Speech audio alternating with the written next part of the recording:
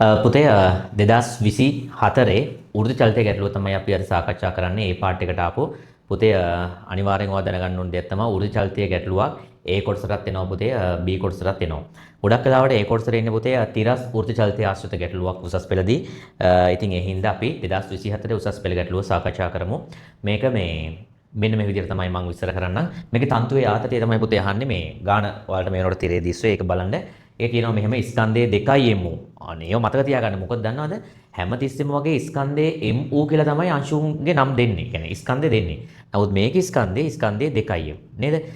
OP අංශුවක් සිරස් රේඛාවක් මත පිහිටි ඒකමා B අචල ලක්ෂ දෙකකට ගැට ගහලා තියෙනවා. ඒක රූපෙත් ඇඳලා දීලා තියෙනවා විභාගෙදී.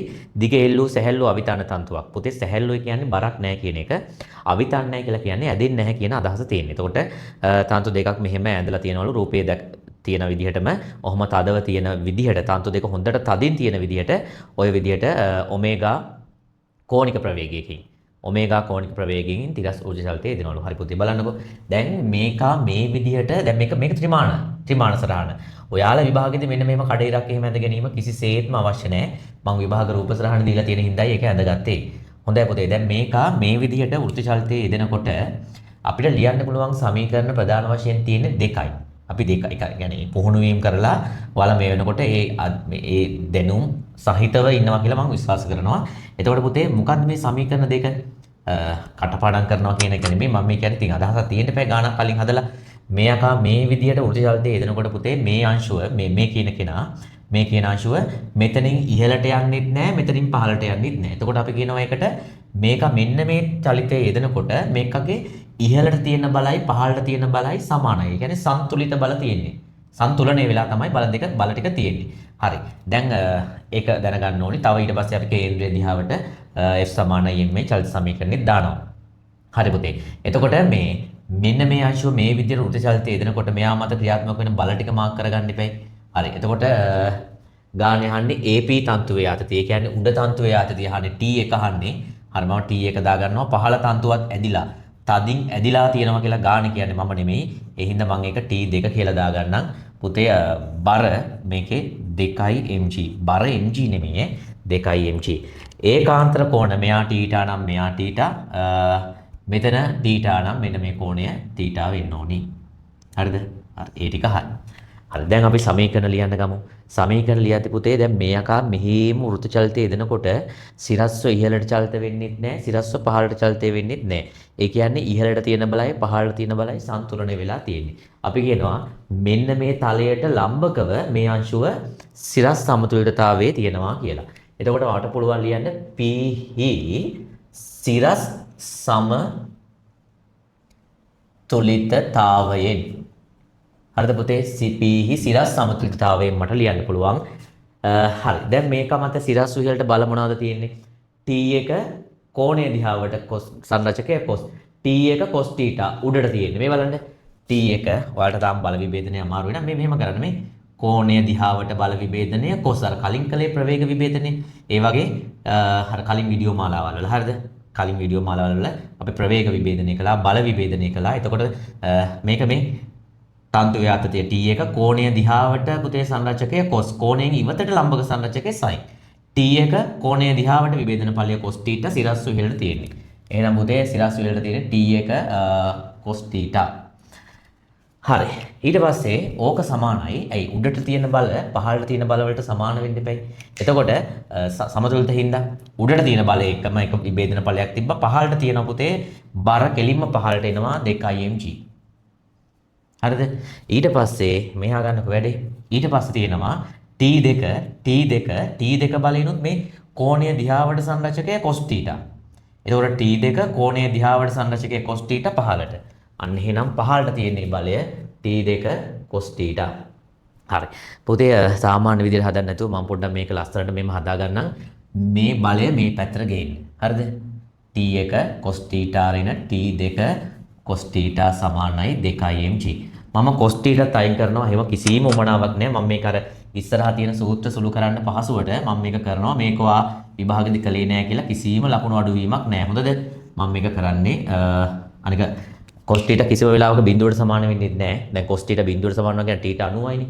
θ 90ක් වුණොත් එහෙම මේ පද්ධතිය පවතින්නේ නැහැ. එහෙනම් බය නැතුව cos θ ගෙන් බෙදන්න. එතකොට පුතේ මෙතනින් එනවා t1, මෙතනින් එනවා t2, අතන එනවා 2mg sec θ කියන. මම ඔක නම් කරගන්නවා පුතේ අංක 1 කියලා. මේක නොදන්න පද දෙකක් හොයන්න යන පළමු සමගාමී සමීකරණය. ඊට පස්සේ මම මේ කැපිටල් P ට දානවා චලිත සමීකරණයක්. මතක තියාගන්න මේ කැපිටල් P අංශුව සරලන මේ වෘත්ත චලිතයේ දෙන්නේ පුතේ මේ ලක්ෂය වටා නෙමෙයි මෙන්න මේ ලක්ෂය වටා. මේ මගේ ඕක කියලා ගන්න. ඔන්න ඔය ලක්ෂය වටා. එතකොට පුතේ ඔයාලට පුළුවන් ලියන්න කේන්ද්‍රයේ දිහාවට හරිද? කේන්ද්‍රයේ දිහාවට f සමානයි ma දාන්න පුළුවන්. හරි. එතකොට කැපිටල් P ට මම දානවා කේන්ද්‍රයේ දිහාවට f සමානයි ma. පුතේ කේන්ද්‍රයේ දිහාවට කිසිම වෙලාවක බරින් සංරචකයක් එන්නේ නැහැ. 2mg නේ. එයාගෙන් සංරචකයක් આવොත් 2mg cos 90. ඒ හින්දා කේන්ද්‍රයේ දිහාවට බරින් සංරචකයක් එන්නේ නැහැ.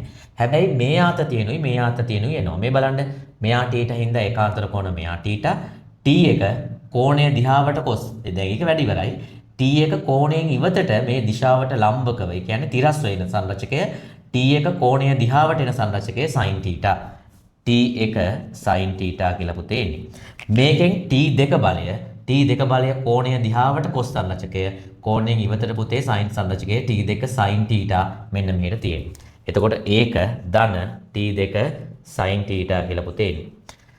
ඔච්චරයි බල කේන්ද්‍ර දිහාවට ඔච්චරයි බල සමානයි ma මේ ස්කන්ධය 2m නේ. ස්කන්ධය 2m අන්න ත්වරණය ඕනි.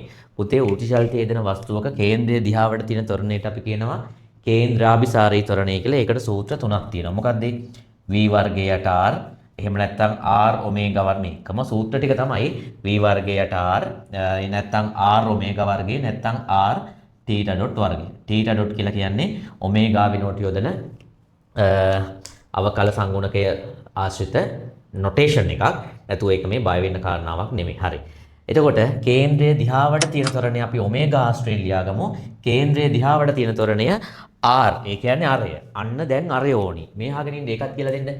මෙයා l නම් මෙයා θ නම් බද්ධ පාදය l cos θ මේව නම් ඉතින් හොඳට පුළුවන් කරගෙන තියෙන්න ඕනි. හරි. කාට හරි මේක ප්‍රශ්නයක් නම් අනේ සරලයි. හරිද? මොකද කරන්න තියෙන්නේ? මෙන්න මේ ඍජු කෝණීය ත්‍රිකෝණීය පැත්තකින් ඇඳගෙන sin θ ලියන්න cos θ ලියන්න. හරිද? එතකොට මේ පාදයේ l cos θ කියලා. මෙන්න මේ පාදය මෙයා l නම් මෙයා θ නම් පුතේ මෙන්න මේ පාදය l sin θ සම්මුඛ පාදය l sin θ. හරි කාට හරි එහෙම එකපාරට තේරෙන්නේ නැත්නම් කියලා දෙන්නම් මේ බලාගන්න මෙන්න මේකව දැන් මට ඕනි මෙන්න මේ පාදය කියලා හිතන්නකෝ. එතකොට මේක l මේක θ. ඔයාට ඕන නම් sin θ ව ලියා ගන්න. sin θ කියන්නේ පුතේ x බෙදීම l හරස් ගුණ කරාම ඉතින් ඔයාලා මේ වගේ මොන්ඩිසෝරි වැඩ කරන්නේ නැහැ මැස් කරද්දී ඍජුව එකපාරින්ම සම්මුඛ පාදයේ l sin θ බද්ධ පාදයේ ඍජු කෝණීය ත්‍රිකෝණයක يعني මේ කෝණය අඩංගු මෙන්න මේ පාදය l cos θ කියලා ලියා ගැනීමේ හැකියාව තියෙනවා. මම පුතේ එතන ලියනවා l sin θ තමයි අරය වේගය ඔමේගා වර්ගය. හොඳයි. ඊට පස්සේ පුතේ හරි ලස්සන පදයක් කැපිලා යනවා.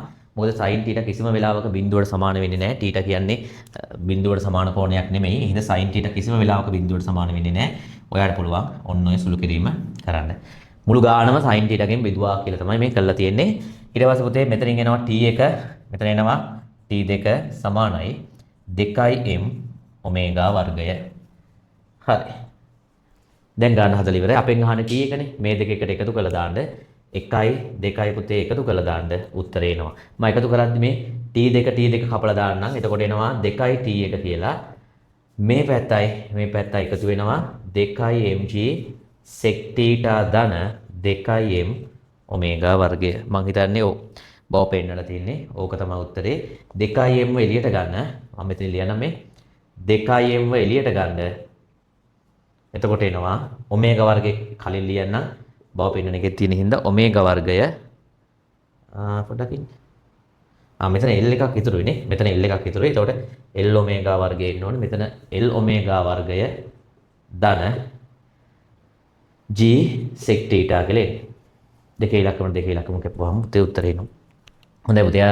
ඒ වගේම මේ මෙතන පුතේ මේ channel එකේ තව ගොඩාක් තියෙනවා past papers විවරණය කරන වීඩියෝස්. ඒවා සම්පූර්ණයෙන්ම ෆ්‍රී ලංකාවේ ළමයින්ට දාලා තියෙන්නේ.